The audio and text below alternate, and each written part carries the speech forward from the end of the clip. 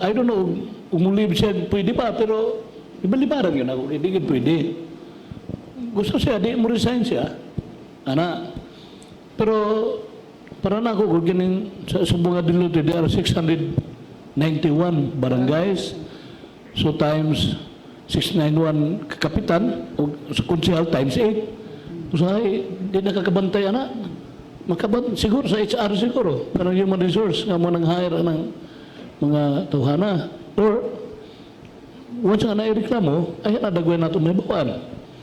So, it's either mamili ang kapitan, magkapitan ba siya o mag-GO ba siya? Pero para na ko, sa tanaw na ko, I don't know ha, sa actual nga kuhan, kining tanod o glupon, para na ko pwede na sila.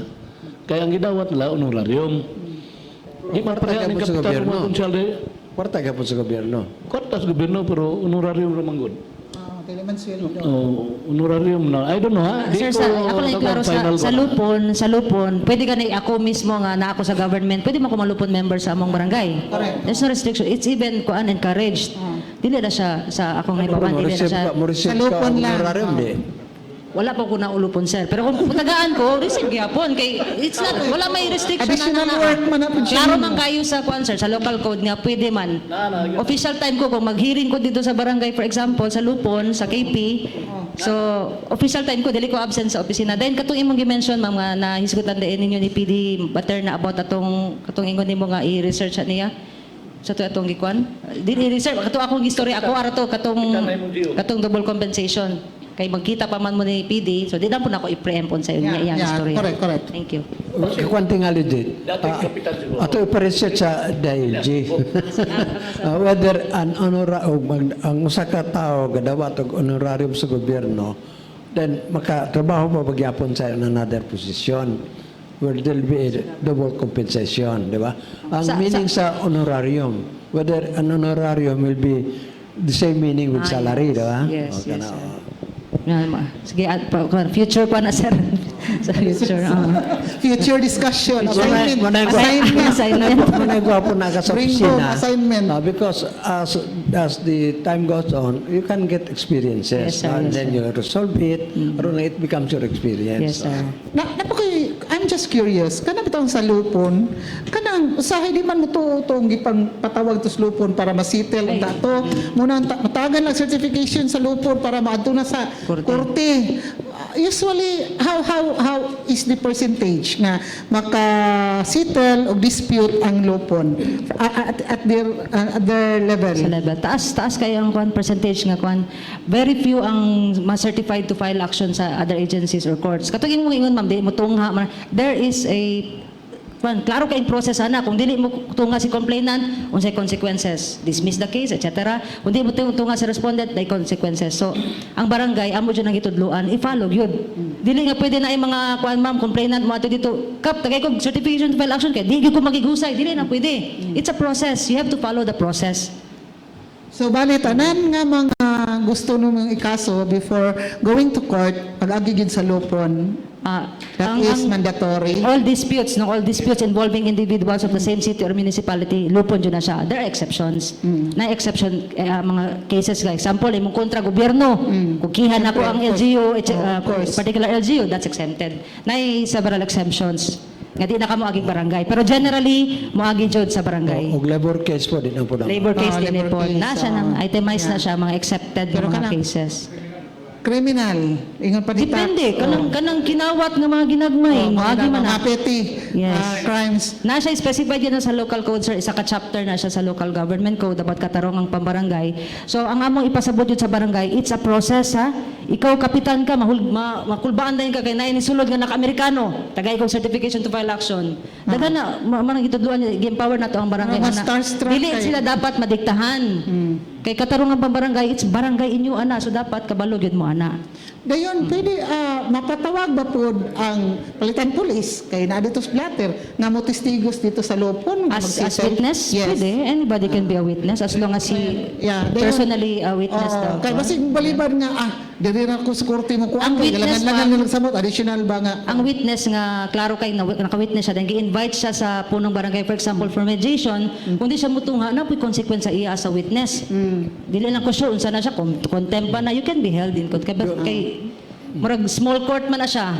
Ato na Represent man na siya sa klaro for the court. benefit of our listeners, og asa kutob og unsa pay buhaton ang ngayan kanato mga ordinaryo nga mga katawhan nga dunay mga problema suliran bahin sa mga balaod nga maadto gid mo sa inyong tagsa-tagsa kalupon sa barangay. No, klaro na ha sa ato mga naminaw. Yes, Sir Matoy. Doon po na seminar na ba? Nama, Ng mga sir. speaker, gano'n, mga judges, mga Yes. prosecutor. Katarungan pambarangay seminar, sir, na Doon naman na seminar. How often ang lupon nga magtagbo para mo settle ang mga disputes? Depende sa kwan. Kung As the need arises. na-file og case, ma'am, ang ana man ang proseso, ma'am. Kung na-file og complaint and it's nahibawan nga na-determine nga it's a barangay case, so it will be first settled by the punong barangay as the mediator. So he's given 15 days sa local code, 15 days within which to settle the dispute. Kung dili niya ma-settle within 15 days, no, na-consume niya yung 15 days, how many hearings that would be, it's up to him. Kung dili niya ma-settle within 15 days, he should now endorse it to the pangkat ng tagapagkasundo nga gitawag. These are 3 persons kagikan sa lupon. Nga gipili sa mga parties, kanina po silang mahusay. That's another 15 days. Sulod sa 15 days, taas ang chance na mahusay, it can be extended. Pero kung apikig yun, di yun makighusay, certification to file action na dayon. So it's a process.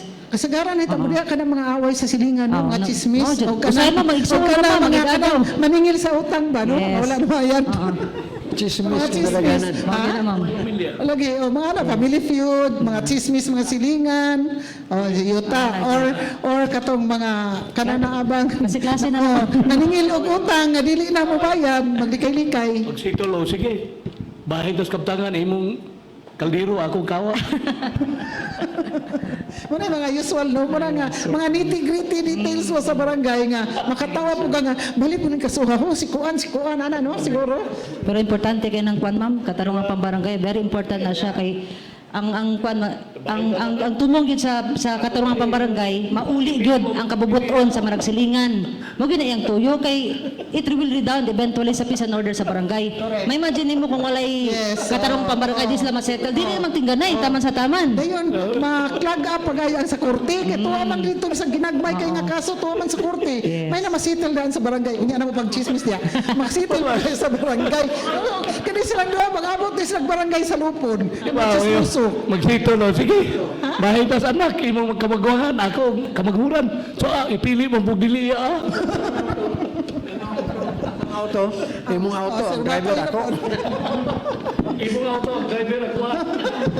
Abutin nyo ay so, we have, how many? 12 minutes before wind up our program. Kauban sa itong bisita, kabutan. Nagkayuring-yuring lang karubutaga, no? Mga yan na lang ang parting words and statements. Gikan sa ato ang bisita nga si Ma'am Cherry Machutis, ang ato operations officer sa Department of Interior and Local Government sa diha sa Dipolog City, representing Acting Provincial Director Mario Baterna, please. Okay, thank you, ma'am. Una sa tanan, no, mapasalamaton ko nga first time na ako diri sa kapihan. Balik ha? First time. Ayaw ka taga, ma'am. Depende, ma'am, kung suguon ko na, sir. Kung suguon ko na, sir. At your Kung own will, naay- kay Okay na po. Dipolog City, yeah. So, thank you kaayo sa opportunity to be here. Hopefully, naka-impart po kong something nagamit sa atong mga naminaw sa kapihan sa Dipolog. And daghan kay hisgutanan actually no sa DILG and sa una pa ko kasi una nga kanin ani nga mga forum ba no very useful na siya. So kanang mapatin-out ang mga issues and daghan man gyud ang hisgutanan. So siguro pohon pwede paghihapon ma'am kung available lang ta walay kaso walay Kiha sa lupon. daghang salamat kaayo and I would like to put sa mga katawhan nato nga atong buhatan sa DLG open no sa inyo ang mga namoy mga questions sa inyong barangay officials. Di lang punta taman sa mahimo, di lang punta mo diretso og radyo din awayon nato ang kapitan or ang barangay official. Ato sang klarohon para kanang malinawon na pud ang atong pagpamuyo aning May nagbayan sa radyo, Dipolog. sikat man dayon. Ayaw lang. So daghang kayong salamat ma'am ug maayong adlaw sa tanan. Thank you. Okay, thank you so much, no, Ma'am Cherry Machutis, ang ato ang operations officer sa DILG Dipolog City. From our panel, Sir Matoy Salamat Barinaga, dito. please. Ganing, kung sa tanan, ganing DILG is really a friend of the LGU. No? Experience sa pagkamayor na ako, si Rene Parama, motoy officer sa Dipolog, and then when I human akong termino as mayor si Pasky Bamunde. Yeah, we have a lot. No, I mean, we had really a very good working relations to the extent nga we are able to, if you talk about progress, we got to coordinate, no, especially with the DILG. That's a very important department for the local government, no. So mo tong na di pa tagdako nga niya si Cherry, bata ka ni Dodong, no.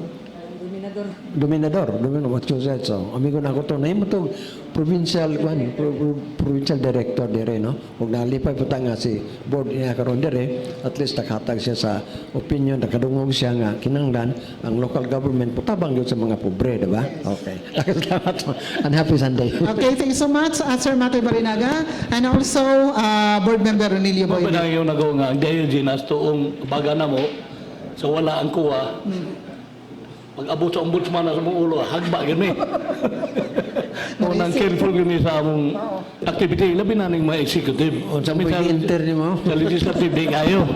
So hopefully, manaman ang bugnong lugay nun, maundang na ning patay. Kung kami po dres kapihan, kami ni Sir Kong Matoy, or si Paul Matoy, ma-regional po ning anhidre, pohon.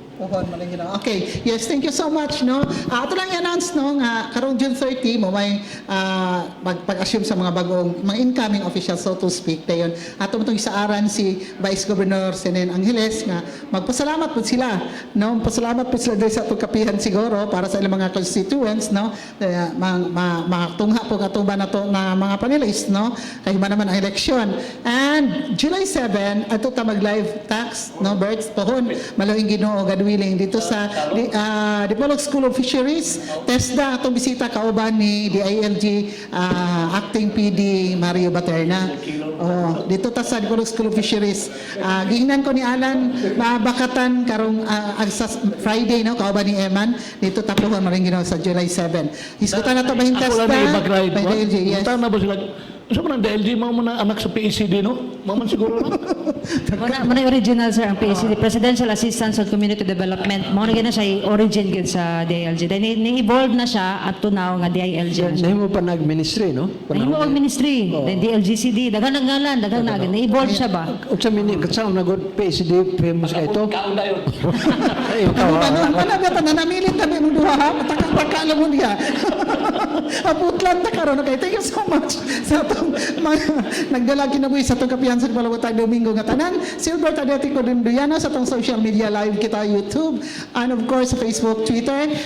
Salamat kayo nga atong kantak silumba nga may nagdala og tingog sa atong kahanginan pinaagi sa kaymanan sa Radio Mindanao Network.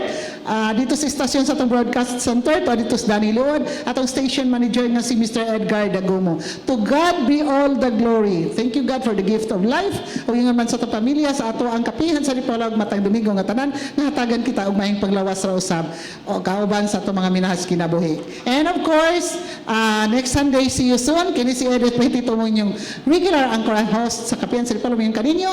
Happy Sunday. God bless us all. Studio, take it away. Sure.